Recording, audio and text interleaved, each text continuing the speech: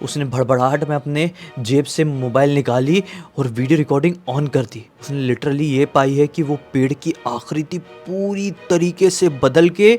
नमस्कार दोस्तों, आज के इस वीडियो में आगे बढ़ने से पहले आप सभी लोगों से मैं दो बातें इंपॉर्टेंट जो है बहुत कहना चाहता हूँ। पहली तो ये कि कमेंट सेक्शन में जय श्री कृष्ण जरूर लिख देना शुरुआत में ही, क्योंकि आज के इस वीडियो में आप सभी लोगों को श्री कृष्ण से जुड़ी हुई और निधिवन से जुड़ी हुई कुछ ऐसी विचित्र जानकारियां मिलेगी जो आपके रोंगटे खड़े करके रख देगी। और दूसरी ये कि रासलीला, बहुत सारे लोग इस वर्ड को सुन के मिसअंडरस्टूड करते हैं, कहते हैं कि रासलीला, अरे ये क्या है, देवी देवता ही इनके रासलीला कर रहे हैं। लेकिन एक मिनट, रासलीला एक प्रकार का नृत्य होता है, एक प्रकार का डांस होता है। तो मुझे नहीं लगता कि रासलीला यानी कि एक प्रकार का नृत्य करने में किसी भी प्रकार की बुराई है। अब आज के इस वीडियो की एक्चुअल तरीके से शुरुआत करते हैं। तो भाई, ये कहानी है हिसार की रहने वाली एक साधारण सी लड़की की, जो कि बचपन से ये सपना देखती थी कि मैं बड़े होके एक्ट्रेस बनूंगी, फिल्म इंडस्ट्री में छा जाऊंगी।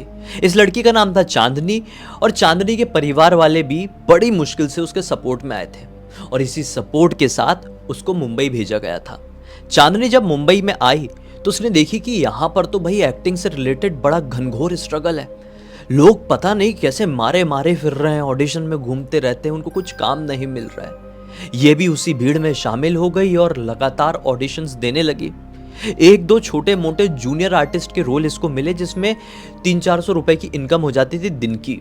इसने बोली मैं इसलिए मुंबई नहीं आई हुई थी, बहुत टफ हो गई थी जिंदगी। सन 2017 के आसपास की बात है। फिर उसको उसकी एक फ्रेंड मिलती है जो कि बहुत बड़ी कृष्ण भक्त। एक ऑडिशन में ही मीटिंग हुई थी, हर टाइम श्री कृष्ण राधा रानी यही जपती रहती थी। ऑडिशन देने भी जा रही है तो 5 बार राधा रानी का नाम लेगी, कृष्ण जी का नाम लेगी, और फिर अंदर जाकर ऑडिशन देगी। और उसके ऑडिशंस बहुत अच्छे भी होते थे। कमाल की बात ये थी, ललिता नाम की इस लड़की ने ढेर सारा इंडस्ट्री में काम कर रखी थी। ऐसा नहीं था कि ये मेन हीरोइन में आ गई थी, लेकिन फिर भी ये जिस चीज के लिए मुंबई आई थी वो कर रही थी। वो अपने एक्टिंग के पैसों से अपने परिवार का भरण पोषण कर रही थी। इनफैक्ट उसकी तो प्लानिंग थी कि वो बहुत जल्दी मुंबई में घर भी बुक करने वाली थी। तो ये चीज बहुत ज्यादा एक्साइट करी अपनी चांदनी को कि ललिता कैसे यार, इतना सब कुछ कैसे। वो धीरे से ललिता की रूममेट बन गई। रूममेट बनने के बाद उसने जानी कि ललिता तो घर पे बैठती ही नहीं, उसके पास इतना बैक टू बैक काम होता है। चांदनी ने एक और चीज नोटिस करी कि ललिता की जो रूटीन है उसमें बहुत बड़ा, मतलब उसकी दिनचर्या में बहुत बड़ा हाथ श्री कृष्ण का है।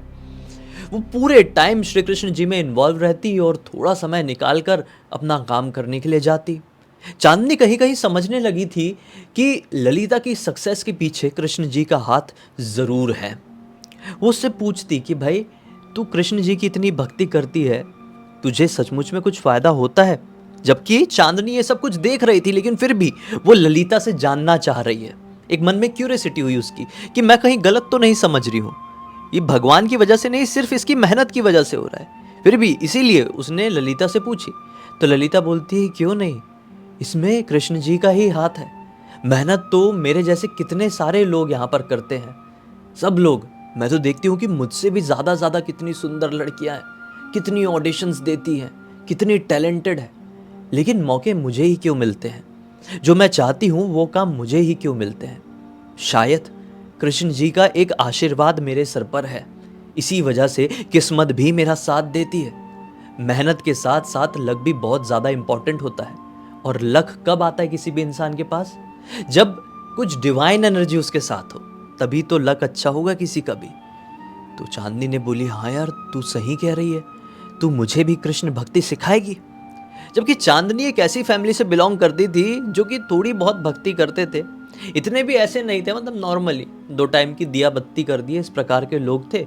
तो धीरे धीरे करके चांदनी भी अब कृष्ण जी की भक्ति में इन्वॉल्व होने लगी, और उसने अपना रूटीन ही पूरी तरीके से बदल दी। कैसे बदल दी कह दो कि अब वो भक्ति ही करती रहती। अब वो अपने कर्म पे ध्यान नहीं दे रही थी, वो ऑडिशंस नहीं जा रही थी, वो काम ढूंढने की कोशिश नहीं कर रही थी, वो मीटिंग्स में नहीं जा रही थी। और एक तरीके से उसको ऐसा लग रहा था कि मुझे घर बैठे अब काम मिल जाएगा। वो ललिता को देख रही थी। चांदनी ये देख रही थी कि ललिता को डायरेक्टली कॉल्स आते हैं। वो ये नहीं समझ पा रही थी कि ललिता ने उससे मिलने से पहले बहुत स्ट्रगल करके बैठी हुई थी, इसलिए उसको डायरेक्ट कॉल्स आ रहे हैं शूट के। तो उसने भी अपने आप को इसी में समझ ली कि मैं तो अब करने लगी ना भक्ति, तो मुझे कर्म करने की क्या जरूरत, भगवान डायरेक्टली फोन लगवाएंगे प्रोडक्शन हाउसेस से और मुझे डायरेक्टली काम मिलेगा। ऐसा नहीं होता है। श्री कृष्ण जी ने ही कहे हैं कि सबसे बड़ा भगवान है कर्म। आप कर्म करो, मतलब ऐसा नहीं बोले हैं, लेकिन फिर भी मैं एक शॉर्टकट उनका वो बता रहा हूँ, एक सार बता रहा हूँ कृष्ण जी ने जो कर्म के बारे में बताए थे। तो मेरा ये मानना है कि कर्म ही सबसे बड़ा भगवान है। अगर आप कर्म की पूजा करोगे, आप अपने कर्म करोगे, तो आपको सक्सेस पाने से, इस जीवन को आसानी से काटने से इस दुनिया में कोई नहीं रोक सकता। लेकिन ये वो करना छोड़ दी थी, ये सिर्फ भक्ति कर रही थी। एक दिन ऐसा हुआ कि ललिता और चांदनी दोनों बैठ के बात कर रही है। रात के टाइम बड़ी हताश है, बहुत डिप्रेस्ड सा फील कर रही है चांदनी। ललिता कहती है कि क्या हो गया, तू बहुत टेंशन में दिख रही है। बोलती हाँ क्यों नहीं, मैं श्री कृष्ण से बहुत नाराज हूँ। मैं इतनी भक्ति करती हूँ लेकिन मुझे मौका क्यों नहीं मिलता है, मुझे काम क्यों नहीं मिलता है। ललिता समझ नहीं पा रही थी। अब ललिता भी तो मनुष्य ही है ना, साधारण इंसान ही है ना, तो वो समझ नहीं पा रही थी। उसको भी लगा हाँ यार, भक्ति मैं भी करती हूँ, भक्ति ये भी करती है, मुझे रेगुलरली काम मिलते, मेरा लक ज़्यादा अच्छा, बेचारी इसका लक क्यों डाउन है। जबकि दिखने में, ललिता को मालूम था दिखने में कहीं ना कहीं चांदनी मुझसे खूबसूरत है, एक्टिंग भी शायद मुझसे बेटर करती है, तो फिर उसको काम क्यों नहीं मिल रहा है। शायद भक्ति में ही कोई कमी है। ललिता के मन में ये आया उसके भी, वो भी साधारण ही लड़की है ना यार, वो ऐसी थोड़ी है जिसको सब कुछ समझता हो, परम ज्ञान प्राप्त हो चुका हो। तो उसने बोली हाँ यार, एक काम कर, श्री कृष्ण का आशीर्वाद तेरे ऊपर बने रहे, इसलिए एक बार जाके मथुरा वृंदावन में उनके दर्शन करके आ जा, आशीर्वाद लेकर आ जा, फिर देखना तेरे सारे रुके हुए काम निकल पड़ेंगे। मुझे तो ऐसा लगता है, क्योंकि मैं अपनी पूरी लाइफ में कम से कम 20-25 बार वृंदावन होकर आ गई हूँ, तो एक भी बार नहीं गई है ना। और कृष्ण जी की भक्ति कर रही है, जाके दर्शन करके आ जाना। ये बोलती है ये बेस्ट आइडिया है, तू चलेगी क्या। तो ललिता कह देती है कि मुझे ना बोलना अच्छा नहीं लगेगा कृष्ण जी के नाम पे, लेकिन मुझे माफ़ करना, मेरा एक शूट है जो कंटिन्यूटी में शुरू होने वाला है, मुझे हीरोइन की बहन का रोल मिला हुआ है, तो मैं नहीं जा पाऊँगी, तू चले जा और मेरे लिए प्रसाद लेकर आना। इसने बोली ठीक है, अकेले ही जाऊंगी।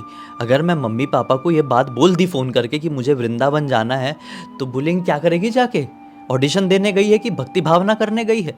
उसके घर वाले, मैंने आपको बताया ना कि इतने ज़्यादा इन्वॉल्व नहीं थे पूजा पाठ में, और उनको ऐसे मंदिर में जाना, किसी चीज़ की मानता करना, ये waste of time, waste of money type का लगता था। इसलिए इसने अपने घर वालों को नहीं बोली और अपनी टिकट वृंदावन जाने की बुक कर ली मुंबई से।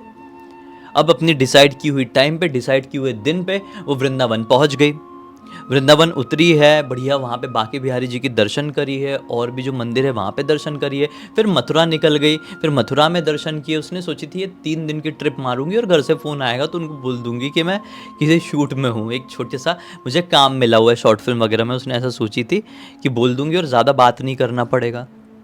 ठीक है भाई, उसने प्रॉपरली मथुरा में घूम ली। दूसरा दिन भी हो गया। अब तीसरे दिन वो सोचती है कि निधिवन, देखो ललिता के साथ वो बहुत समय से संगति कर रही थी, तो ललिता ने बहुत कुछ उसको वृंदावन, निधिवन, मथुरा के बारे में बता कर रखी थी कि मथुरा में कृष्ण जी का क्या हुआ था, वृंदावन में क्या हुआ था, द्वारका में क्या हुआ था, निधिवन में क्या होता है, सब कुछ बता के रखी थी। इसने सुनी हुई थी कि ललिता बोलती है हमेशा कि निधिवन में श्री कृष्ण रासलीला करते हैं। रासलीला बहुत सारे लोग एक्चुअल तरीके से नहीं समझ पाते, इसलिए मैंने आपको स्टार्टिंग में ही बोला रासलीला क्या होता है। एक प्रकार का नृत्य होता है, एक प्रकार का रास खेलना कहा जाता है उसको। तो इसने बोली मैं जाती हूँ और कृष्ण जी की मूर्तियों के तो मैंने दर्शन कर ली हूँ, वहाँ पर तो आ गई हूँ जहाँ पर कृष्ण जी का जन्म हुआ था, वहाँ पर भी आ गई हूँ जहाँ पर कृष्ण जी ने बड़ी बड़ी लीलाएं रची थी, लेकिन उन्हीं लीला में से एक लीला मुझे देखने को मिल जाए तो इसमें क्या बुराई है। क्या पता श्री कृष्ण मुझे साक्षात दर्शन देकर आशीर्वाद दे दें, क्योंकि भक्त तो अब मैं भी बहुत बड़ी हो गई मतलब। तो इसी सोच के साथ वो निधिवन पहुंच गई। आज तीसरे दिन निधिवन गई है, वहाँ पे दर्शन करी है। फिर अचानक से उसकी नज़र पड़ती है कुछ समाधियों पर। वो देख के शॉक्ड कि ये किनकी समाधि है। भई आजकल 2024 आ चुका है और जब मैं निधिवन गया हुआ था, वृंदावन गया हुआ था, वो 2022 का टाइम था, तो चीज़ें बहुत एडवांस थी, बहुत कुछ बदल चुका है निधिवन में, ऐसा सुनने में आता है।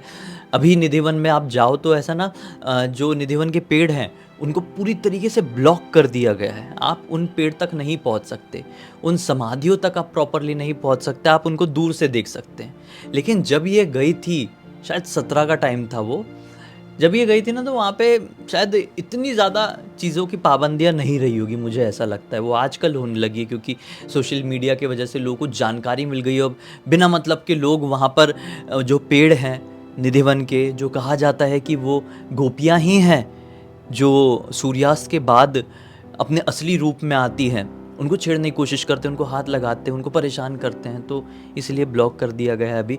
तो उसमें देखिए समाधियाँ आजकल बता देते हैं लोग कि ये किनकी समाधियाँ हैं। तो जिनको नहीं पता मैं आपको बता दूँ, निधिवन से ही लगी हुई कुछ समाधियाँ हैं जो ऐसे लोगों की समाधियाँ हैं जो निधिवन में श्री कृष्ण जी की रास लीला देखने के लिए गए हुए थे।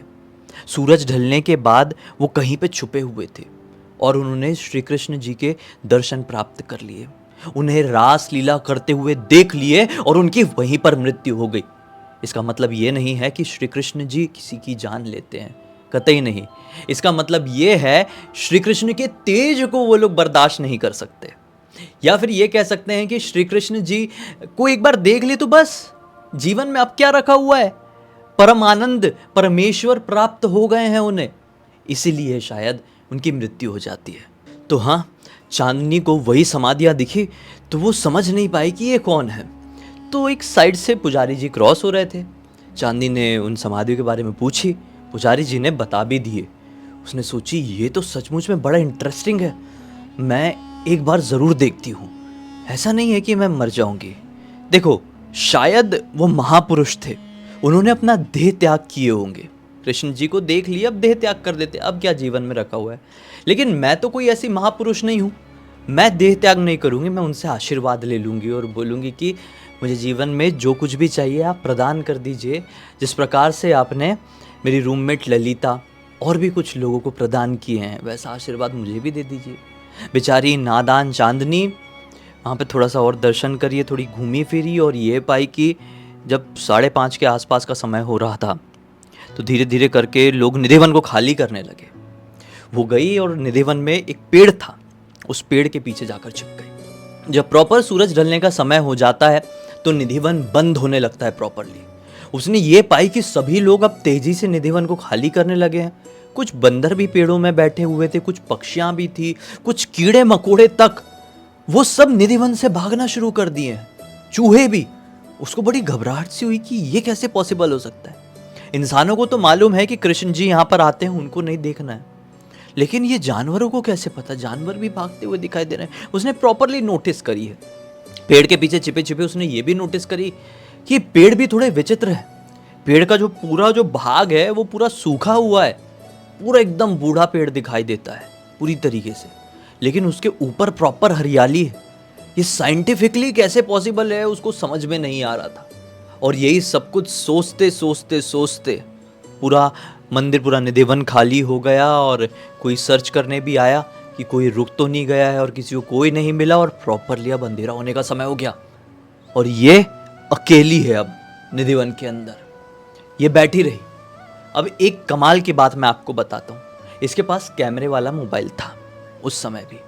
उसने सोची हुई थी कृष्ण जी आएंगे तो मैं फ़ोटो ज़रूर खींच लूँगी। वैसे ये फिल्म इंडस्ट्री में है तो फ़ोटो वीडियो का बड़ा शौक शुरू से, या फिर वीडियो ही बना लूँगी।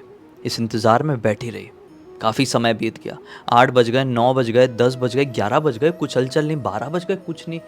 1 बजे के आसपास बैठे बैठे बड़ी थक गई और अब ये सोच चुकी थी कि मैं यहाँ से निकलूँगी। ये उठ के निकलने ही वाली थी, प्रॉपर उठ के निकल ही रही थी कि उसकी नज़र एक पेड़ की तरफ पड़ गई। वो पेड़ जिसके पीछे ये छुपी हुई थी, नहीं, दूसरा वाला पेड़। वो पेड़ हिल रहा था, ना कोई हवा थी, ना किसी भी प्रकार की जमीन में कंपन, लेकिन वो पेड़ हिल रहा है। उसको बड़ी हैरानी हुई, वो वहीं पर ठहर गई, उस पेड़ को ध्यान से देखने लगी। उस पेड़ की तरफ पूरा उसका ध्यान है कि उसने ये पाई कि उसके पीछे घुंघरुओं की आवाज़ सुनाई दे रही है, जैसे घुंघरू पहन के कोई नाच रहा है या इधर उधर दौड़ रहा है। उसकी सिट्टी पिट्टी गुल बोली, ये क्या, मैं तो कृष्ण जी की रास लीला देखने के लिए आई थी, यहाँ पे नाच कौन रहा है, नृत्य कौन कर रहा है? इस नादान को नहीं मालूम था रासलीला मतलब नृत्य होता है। पता होता तो कुछ और सीन होता ना। वो जैसी पलट कर देखती तो क्या पाती है, उसके पीछे अब जितने भी पेड़ हैं वो उसी प्रकार से हिल रहे हैं। एक एक पेड़ हिल रहा है और घुंघरुओं की आवाज़ उन्हीं में से किसी एक पेड़ से आ रही है। वो बहुत ज़्यादा घबरा गई और भागते भागते, एक पत्थर था शायद या कुछ तो था, उसके पीछे जाकर बैठ गई। उसने अब ध्यान से एक एक पेड़ को नोटिस करना शुरू कर दिया। उसने ये पाई कि धीरे धीरे धीरे धीरे करके वो पेड़ हिलते हिलते एक दूसरे के पास आ रहे हैं। काफ़ी पास आ गए थे। मान लो पहले एक पेड़ से दूसरे पेड़ की दूरी 6-7 फीट की रही होगी, तो देखते ही देखते उसने ये पाई कि अब एक पेड़ से दूसरे पेड़ की दूरी 3 फीट की आसपास की है। प्रॉपरली 3 फीट और 7 फीट में फ़र्क होता है। देख के समझ पाए कोई भी कि ये पेड़ एक दूसरे के पास आ गए हैं। फिर अचानक से एक झम से कुछ तो भी आवाज़ आई, जैसे कि किसी नगाड़े की आवाज़ आती है। नगाड़ा जैसे किसी ने झम करके ऐसा मारा। वो उस आवाज़ की तरफ देखी तो क्या पाई कि एक बड़ा सा पेड़, उन पेड़ों में शायद सबसे बड़ा पेड़ था, वो धीरे धीरे करके अपनी आकृति बदल रहा है। वो पेड़ का कद छोटा हो रहा है। इसके पूरे रोंगटे खड़े हो गए। उसने पाई कि वो पेड़ की पत्तियां, जो हरियाली है, वो नीचे सिमटती जा रही है। देखते ही देखते वो पेड़ पूरी तरीके से अब सूख गया। उसने भड़बड़ाहट में अपने जेब से मोबाइल निकाली और वीडियो रिकॉर्डिंग ऑन कर दी। वो कभी अब रिकॉर्डिंग की तरफ देखती तो कभी उस पेड़ की तरफ। उसने लिटरली ये पाई है कि वो पेड़ की आकृति पूरी तरीके से बदल के एक स्त्री की आकृति जैसे होने लगी है। लेकिन उसको देखते देखते इसकी आंखों का विजन जाने लगा। पूरी तरीके से आंखों में धुंधलापन आने लगा। धुंधलापन धुंधलापन धुंधलापन। रिकॉर्डिंग चालू है और वो सो गई। लिटरली देखते देखते सो गई, जबकि किसी भी प्रकार की कोई नींद नहीं थी। ऐसे माहौल में किसको नींद आएगी, लेकिन वो सो गई। फिर जब उसकी वापस से आंखें खुली तो वो निधिवन में नहीं थी, वो मुंबई में भी नहीं थी, वो हिसार में थी अपने घर वालों के साथ। उसके घर वाले उसकी सेवा में लगे हुए हैं। वो घबरा गई कि ये सब क्या हुआ, मैं कहाँ पे आ गई। जब वो जागी तो उसको अच्छी खासी डांट पड़ी। हम बहुत घबरा गए थे तेरे लिए कि तेरे साथ क्या होगा क्या नहीं। लेकिन उसकी आंखों की रोशनी अब इतनी ज़्यादा तरीके से जा चुकी थी जिसकी कोई लिमिट नहीं थी। वो प्रॉपरली कुछ ठीक से देख भी नहीं पा रही थी। ऐसा नहीं था कि कुछ भी नहीं देख पा रही थी, लेकिन ठीक से नहीं देख पा रही थी। अब उसकी आंखों का विजन उस समय जब वो जागी थी तो 5% के आसपास रहा होगा, लेकिन अब उसकी आंखों का विजन 1% तक ही रह गया है। वो अब ठीक से कुछ भी नहीं देख पाती है। इस पूरी की पूरी घटना की जानकारी मुझे किसी और ने नहीं, बल्कि चांदनी की सगी छोटी बहन तारा ने इंस्टाग्राम पर लिखकर भेजी। मैंने सोचा आप लोगों को सुनाना ही चाहिए। अब इसमें बहुत सारे लोग ये बोलने की कोशिश करेंगे कि श्री कृष्ण जी को देखने के लिए गई थी और उसकी आंखों की रोशनी चली गई। शायद मैं ये कह सकता हूँ कि देखो, वहाँ पर मैं था नहीं और ये घटना मेरे साथ नहीं हुई है, तो मैं सिर्फ एक तरीके का तर्क दे सकता हूँ कि मुझे ऐसा लगता है कि उसने जो कुछ भी देखी ना, वो डिवाइन एनर्जी थी। और हमारे मनुष्यों की साधारण आँखें, हम साधारण लोग डिवाइन चीज़ों को सह सकते हैं क्या? दैविक चीज़ों को सह सकते हैं क्या? वो कोई गोपी थी।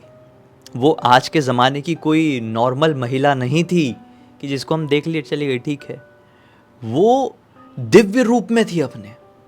और चांदनी जो साधारण लड़की, उसने साधारण आंखों से उनको देखने की कोशिश करी। कैसे बर्दाश्त कर पाती उस तेज को वो। खैर, अब इसी एक नोट के साथ इस कहानी का बंद कर देते हैं। अब तक इस वीडियो को देखे हैं तो लाइक ज़रूर कर देना, चैनल को सब्सक्राइब करके बेल आइकन दबा के ऑल के ऑप्शन में क्लिक करना, क्योंकि इसी तरह के हैरान कर देने वाले अनोखे वीडियो डेली आप लोग के सामने लेके आता रहता हूँ। इंस्टाग्राम की लिंक वीडियो के डिस्क्रिप्शन बॉक्स में मिल जाएगी। ऐसी कोई कहानी टॉपिक आपके भी पास है तो लिख भेजना, हो सकता है मेरा अगला वीडियो कल आपके हिसाब से ही बन रहा हो। तो चलिए कल फिर से मिलते हैं, तब तक के लिए बहुत बहुत धन्यवाद। आपका दिन शुभ हो। जय श्री कृष्ण।